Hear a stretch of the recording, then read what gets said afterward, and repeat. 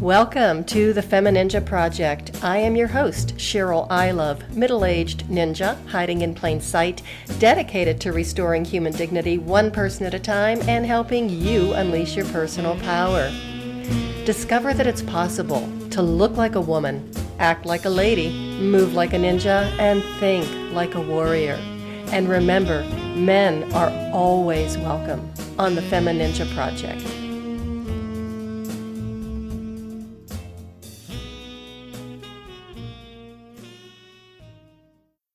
Hello, and welcome to another episode of the Femininja Project. And thank you so much for tuning in. I really appreciate it.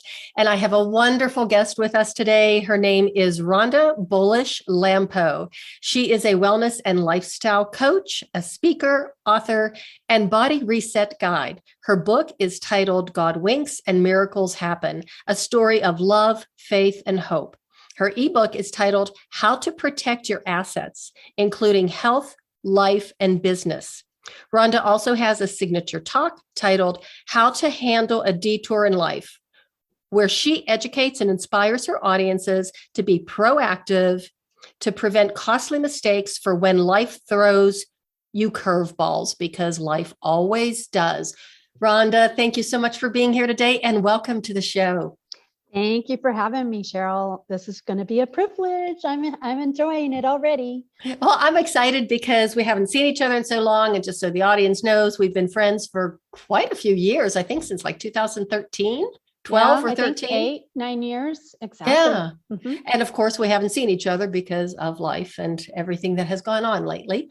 So Rhonda, I know how deeply invested you are in wellness and helping people stay healthy. So tell us how that came about. I know you've got an incredibly colorful background in a wide variety of areas, but we really want to hear about that. Well, it's kind of one of those things that fell in my lap. I had gone through college and my formal education is in international relations. I was a single gal, on my own, paying the bills, realizing I needed some extra income, and realized that the wellness path, being a health coach was the kind of up and coming thing. And I would say this was late, or early 2000s. And so I started looking and just decided to kind of jump in both feet. And in 2004, 2005, I got certified as a nutrition advisor. That's a little bit different than a nutritionist. I focus more on filling the gaps because nobody has a perfect diet, but you want to take care of your health, be proactive with your health and fill in the gaps so that you can have as whole of health as possible. And so that's how I kind of got into it. It's been for me a great way to have spare time, part-time, full-time income whenever I needed it, because as recent as 2018, I was gainfully employed as a learning center manager for Berlitz with my formal education, and just kept my business on the side, which proved to be very handy because in 2018, I decided to write my book and decided to start speaking and decided to be out there sharing my knowledge, what I had learned. I did not think that God dropped everything, God's spirit, however you want to call that entity, dropped everything in my lap just to keep it to myself. And so I wrote my book, and then I started speaking to audiences just to help everyone be more prepared and have as much prevention as possible. Obviously, health is my focus.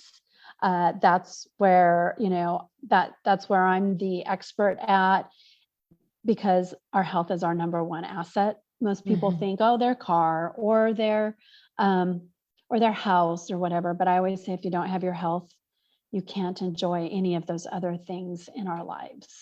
Exactly. And there's nothing like a health crisis to really point that out. And you experienced that, as well as having God dumping a whole lot on your lap.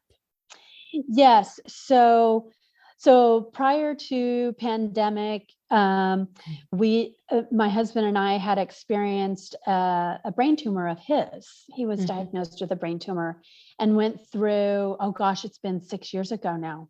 Wow. Up in March. Oh. 6 years, and he went through brain tumor surgery and ended up with a lot, and I mean a lot of complications that included a coma and, about a year's recovery to where he felt he could drive in and work 8 hours and drive home from work. But that caused us to really rethink our lifestyle and what changes we wanted to make and what we wanted to be planning for in our retirement years, even though I don't really see myself being retired as most people define it, but semi-retired and what what that looks like for us. Mm-hmm. So, go ahead. Well, I was just going to say, so that was a huge health crisis on his part, and me being what I call the loved one, the healthcare provider, and the health advocate for him. That was a lot that kind of got dumped on my lap, and I ended up, with a lot of stress and dealing with the stress as the care provider, what that really looks like for people. And then obviously with the last few years, everybody has kind of somehow, some way been in that role. And you really were an advocate for him. And there were times when you had to get pretty assertive. And I'm saying that it really wasn't assertive. It was above and beyond that, because you were not only speaking for him, but you were making sure that the right thing was being done. Because there were a lot of instances where you had to really intervene to get what he needed. I signed 21 consents during his coma of 32 days to make sure he was getting the right medical procedures and the right things happening. And I was not there 24/7. A lot of people are like, how did you survive it? I was still working full time. And so I had used FMLA to my advantage. I worked part-time, even though I was a manager, I worked part-time.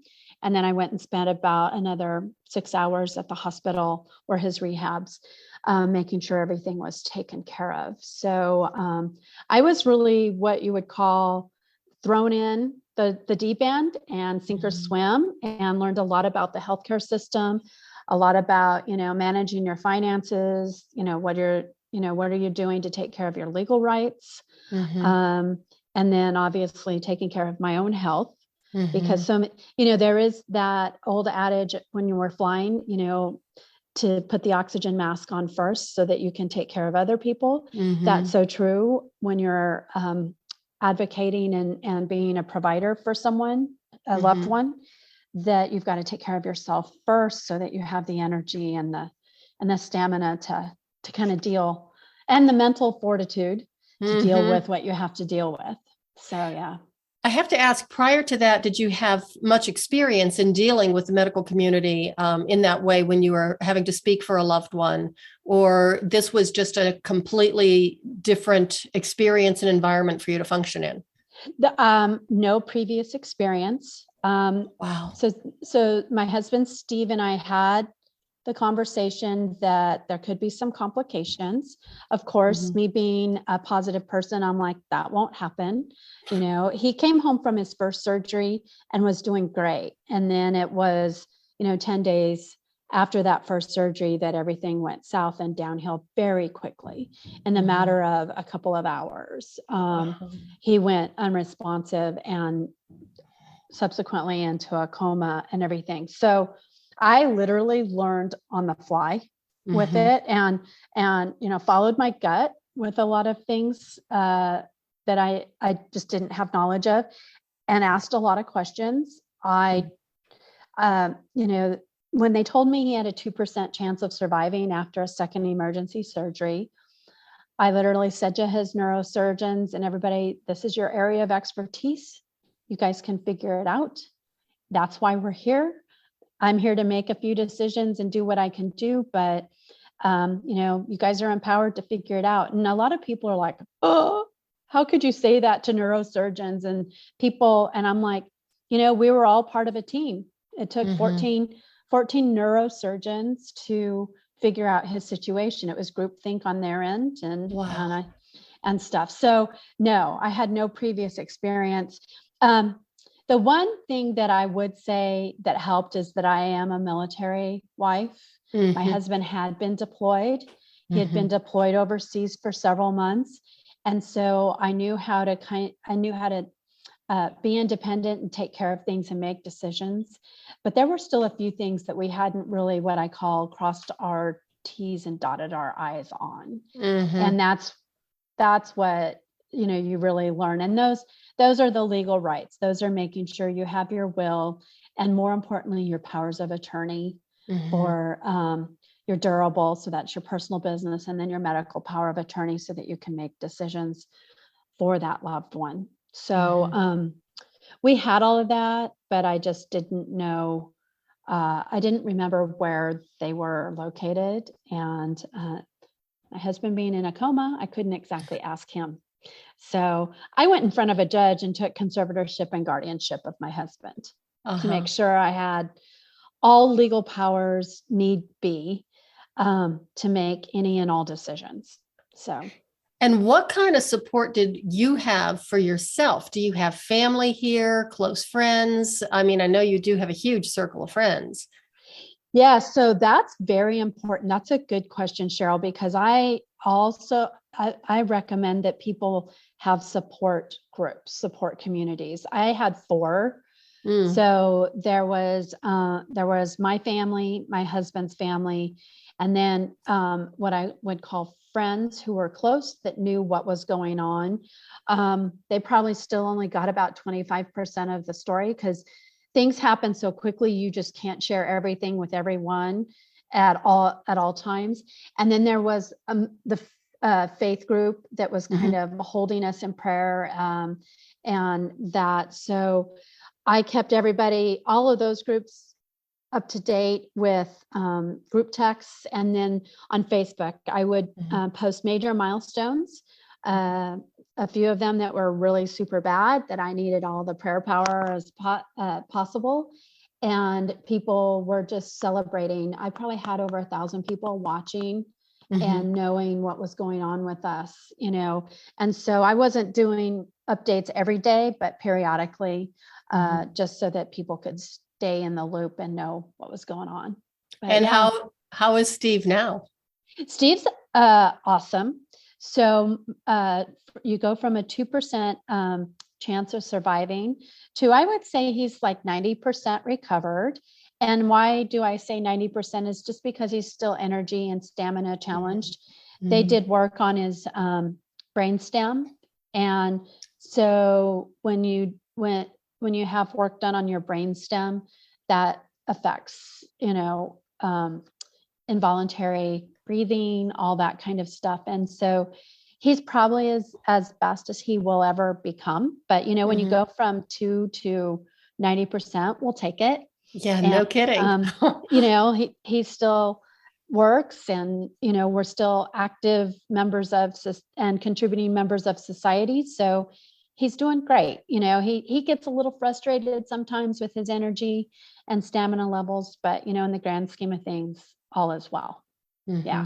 Now, is that story the impetus for you to write your book? It absolutely is. After Steve was home and recovering, we ended up meeting up with a family friend, and he's like, Rhonda, you need to write your story. And I'm like, that's for friends like yourself, Cheryl. Right. That's for friends. I've referred lots of friends to publishers, editors, and stuff. Yes, you have. And when you did that, did you ever think, as you were talking to me all those many years ago, you need to talk to this person if you're going to write a book? And that you're referring all of your friends and colleagues to someone. Did you ever think you would be on the other end going, I am writing the book? Not at all. Never. I know some people have always dreamed of writing since they were kids. Other people consider it an extension of their brand for their business. And other people, this is my category, we fell into it. And or backed into it, however you want to look at it. But this family friend said, no, you really need to consider writing a book. You've got a story to tell. So I would say that planted the seed. And then over the course of really the next couple of years, actually, before I I started putting some words down on paper, Mm-hmm. and it started out really as a way for me to remember all of those nurses and doctors who were very critical members of the team.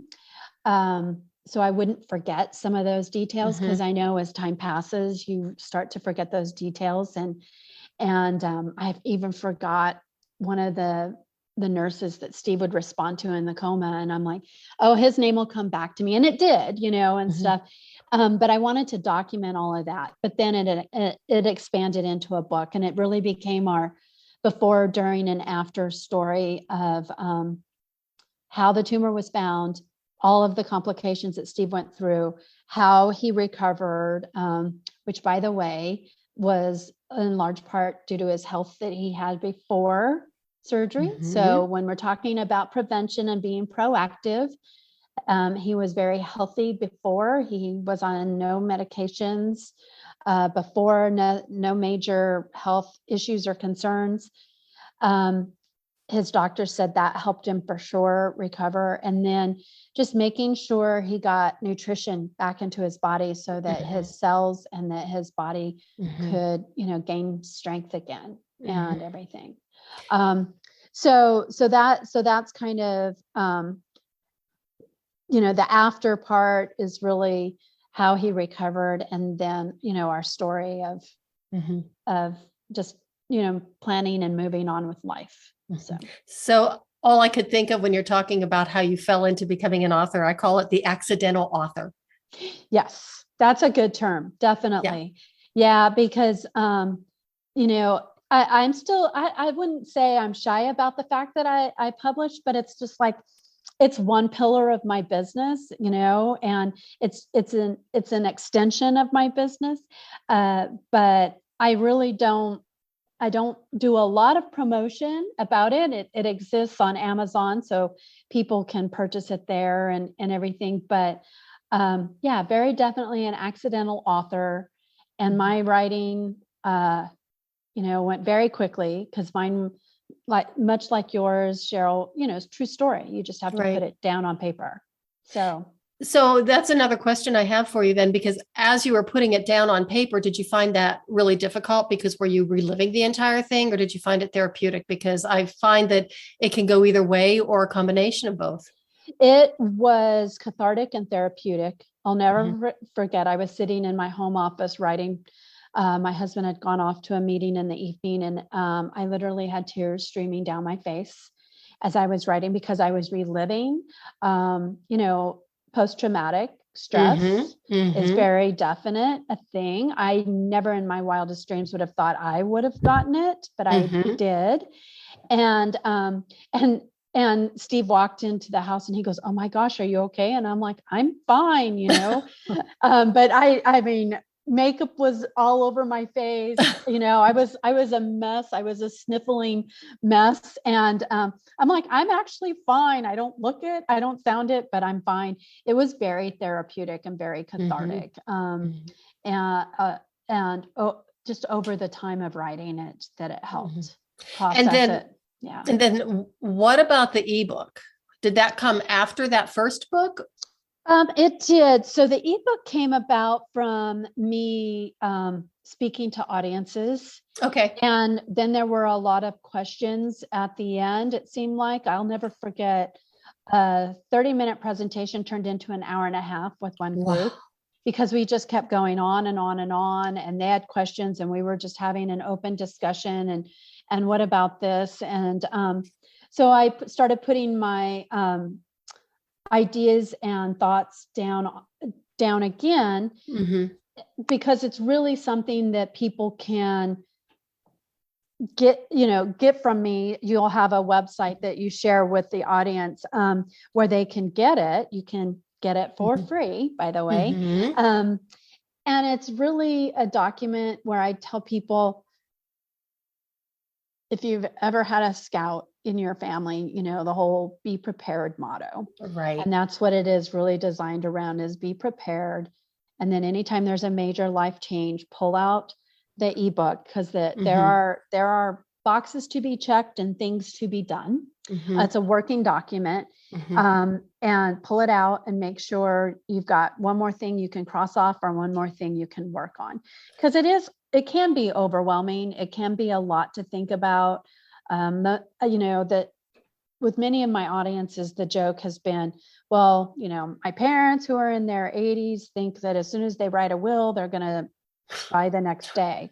And it's like, no, that, it's really a gift you can leave for your family and your children.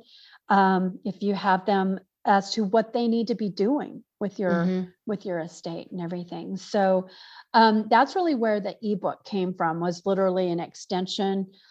People couldn't take notes fast enough when I was speaking, and discussions would go on and on. Another time I spoke with a gentleman in the parking lot for probably 20-30 minutes about things.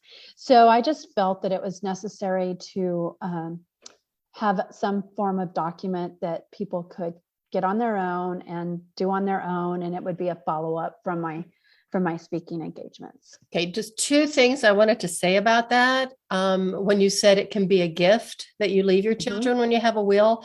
When my parents passed away, and as you know, they passed away, boom, boom, right after each other, 19 days apart.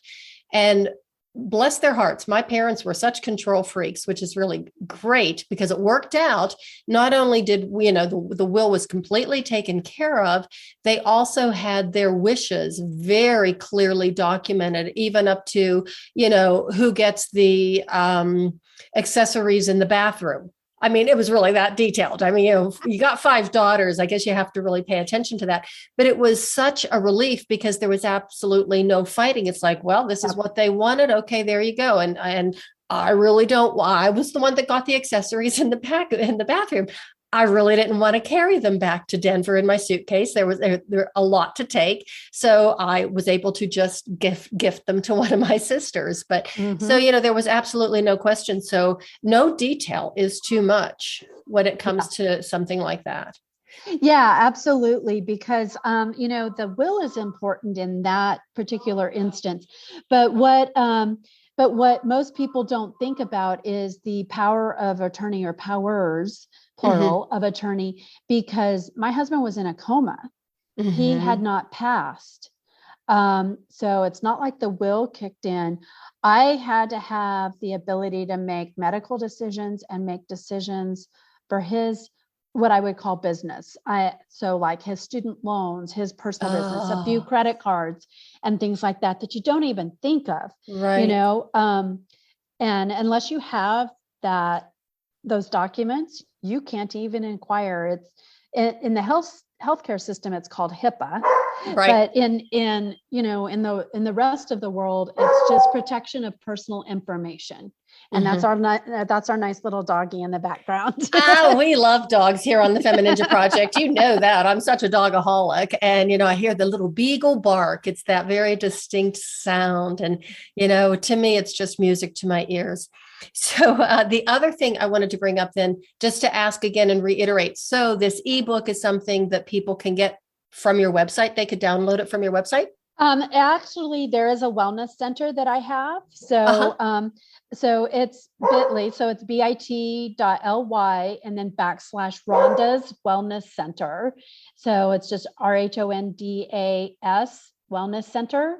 And there's that document. There is a CYA checklist there, cover your assets checklist. There's another another freebie there about handling stress. So there's different things that people can, take advantage of there.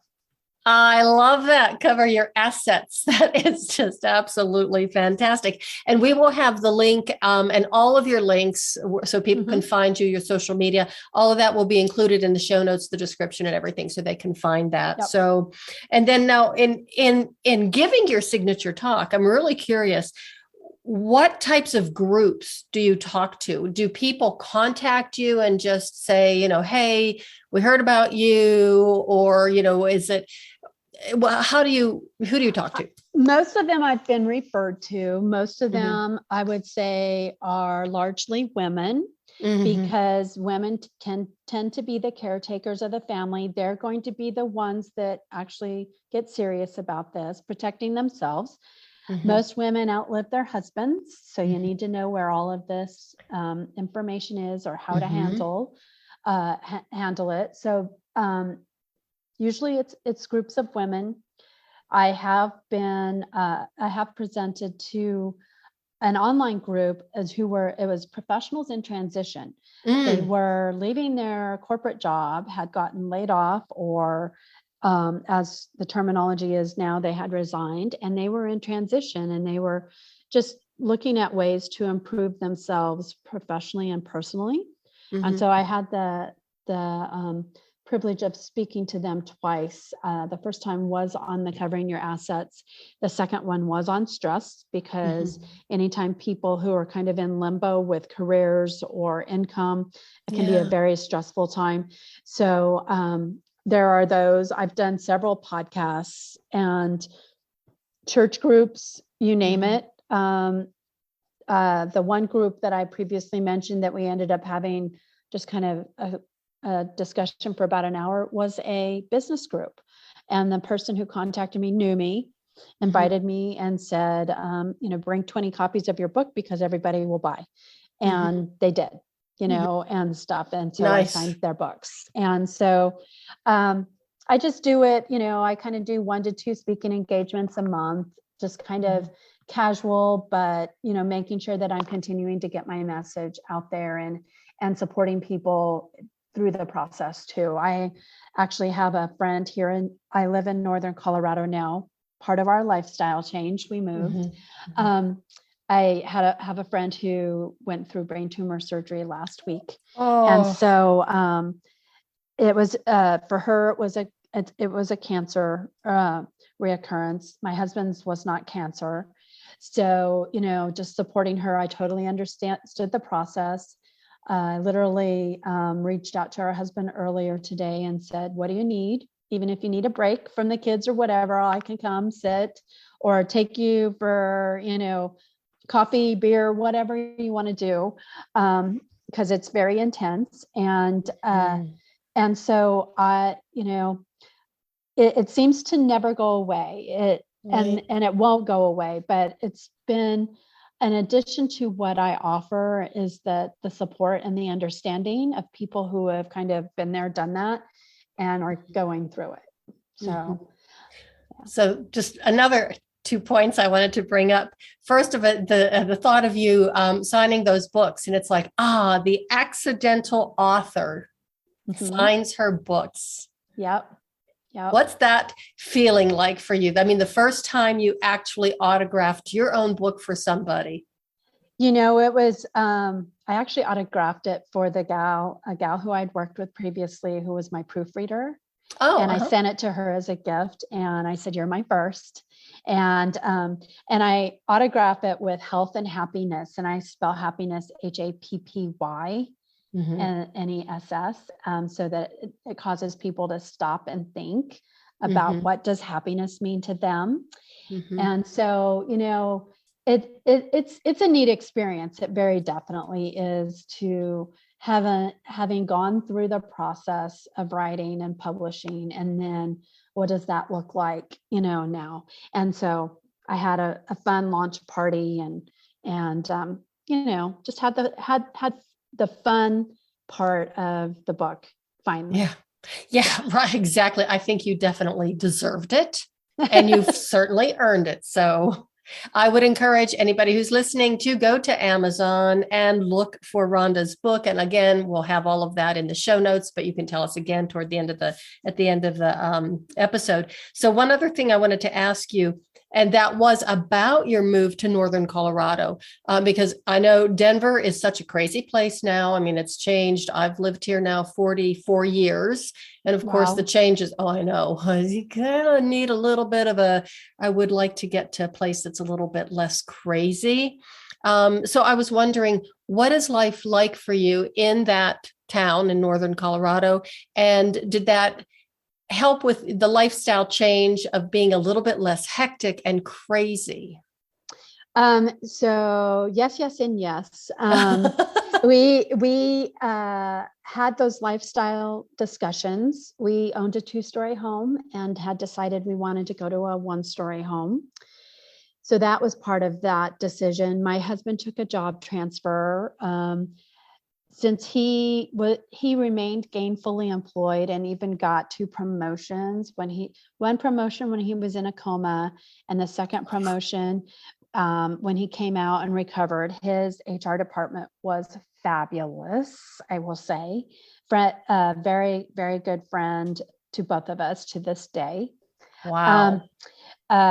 He was, and I always have to explain this, he was already up for the promotion. They just made sure the paperwork went through, and that, so we never skipped a paycheck on his side or my side, which was nice. But shortly after that, about the time I was leaving my corporate job, he found out his job was going away, and we're like, literally, I kind of felt the air just get sucked out of the room, because I'm like, this was a really big support group for him. Oh. And recovery, and a support group for me as well. Got to know a lot of them and their personal friends. And I was like, oh no, that support group is going away. And we ended up, he was told he had 2 years to decide what he wanted to do, retire early or transfer agencies. And so he transferred agencies. And so that's how we ended up in the move. But to make a long story short there, I was in charge of the move. He was concentrating on actually getting to his new job, all the paperwork that took to leave his one agency and move to another. And, just all of that additional stress. But we're glad we made the move. We definitely like it. We had our previous home, we had lived there for 18 years. And, it's kind of a joke in my family, but my aunt used to say, the best way to have spring cleaning is to move. And that's Good no point. lie. And so it is slower paced, which we like, but we're in a university town. So you still have all of the amenities of everything you need. And it's growing here as well. Northern Colorado is growing. It seems like we will never be able to escape that part. So the good news, we found a home, but we have, and you don't even know this, Cheryl, but we have recently decided to build a home that is really designed for us and our lifestyle. And so we have chosen to do that. So we're in the throes of building and designing a home and getting that taken care of, to really fulfill some dreams and things that we had initially set out when we first got married. And then, life's ups and downs and career changes and this and that. And now we're we're coming full circle back to what we want our lifestyle to be. So it's really important. And I share with everyone, everybody defines lifestyle differently. For some people, that's traveling. For other people, that's camping every weekend. So, it's whatever lifestyle means to you. I just want to make sure people have the health to enjoy it.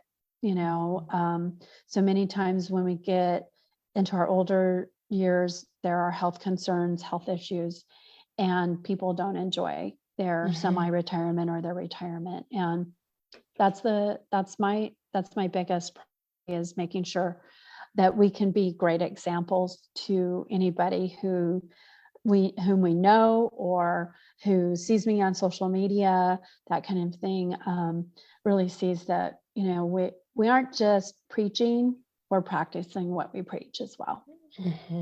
And I do have just one point I want to make, that considering what you went through, not only with Steve's surgery and everything that happened there, and then the move and all of that responsibility landing on your shoulders, if you weren't so proactive about taking care of your own health, would you have been able to do it? No. I was very conscientious when Steve was in the hospital in a coma and in rehab about taking care of my health, because I knew if I didn't take care of myself, I couldn't take care of anybody else. And that isn't just physical health, that's emotional, that's mental, that's environmental, those support groups, that's the physical, of course. So very definitely taking care of my health. And then we're talking massive amounts of stress. Yes. Massive amounts of stress. And stress can cause 80% of doctor's visits. And most people don't realize that. It can cause sleep. It can cause so many health issues. So really learning how to manage the stress is what's been probably my biggest lesson over the course of 5-6 years now is when the stress really gets ramped up, what do you do to take care of yourself? That self-care. Well, you're doing a fine job of it, and you are a wonderful example for all of us going through anything that's stressful. And even if we're not going through something that's stressful right now, of course we are. We're still at the end of a pandemic. All of us are stressed. But stress is just part of our lives, and life does throw a lot of hits. Yes. So being able to be resilient enough to get through it and keep our mental and physical and emotional health intact is so important. So Rhonda, how can people get a hold of you? Give us some of your links on social media, your website, anything else that you want to share with us. So LinkedIn is a great place to connect with me professionally for speaking engagements or podcast guest situations. So that is literally Rhonda Bolich-Lampo, and that is RHONDA BOLICHLAMPO. Same place as well on Facebook. And then I know you'll include the links here on Amazon. My book is called God Winks and Miracles Happen. That's the best way to look it up. It is available in paperback or digital. So anybody can choose that there. And then the link that you'll include here, I would encourage people to go to Rhonda's Wellness Center and just, download what they feel is best for them at the moment. Maybe it's the checklist, maybe it's the stress, maybe it's, a health assessment, you name it. There's several things offered there, and, people can take advantage of those. It's really about paying it forward. And that's how I choose to pay it forward. What I learned is, for everybody else to gain from. Okay. And just one last thing, you've given us so much wonderful information. Thank you so much. And thank you for being here. But do you have any other pearls of wisdom that you just want to drop on the audience before we leave? I do. I have a mantra that I will share, and thank you for having me. I appreciate it. If you don't take care of your body, where will you live? Ooh, that is good. Yes. And that says it all. It does. Rhonda, thank you again. Thank you so much for being here. Thank you, Cheryl. My privilege and wonderful to, share with your audience my pearls of wisdom. And it's wonderful to see you again. It's been way too long since we've talked. So I was just so excited that I got a chance to talk to you today. Same here. And everybody, thank you so much for listening. I really appreciate it. And I know Rhonda does too. So do check out her book, check out her links, connect with her on LinkedIn. You might want to contact her for some speaking because she has a lot to share. And if we're not prepared, we're not taking care of ourselves, life might catch us unawares. And remember, if you don't take care of your health, where will you live? And that is the way of the Femininja.